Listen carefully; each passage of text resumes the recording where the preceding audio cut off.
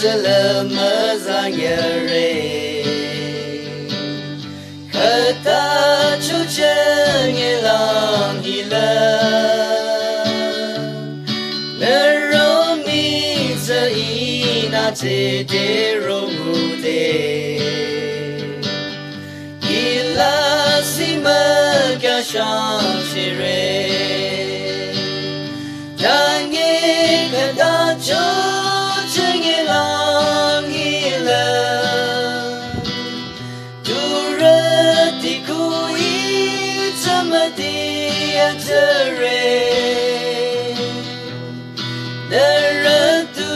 saturati na lam chong la Ate kira delibana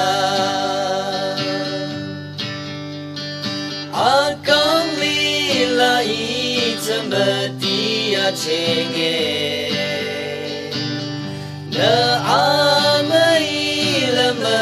shang no Melang la tu sa ita shang rachano Na amai shulam kanyang re Dangi kata cho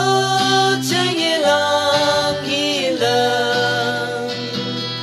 Durati kui chamadi atere Naratu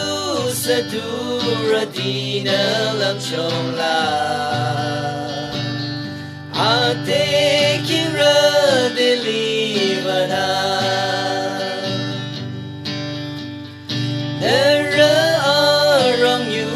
choda cho yu baba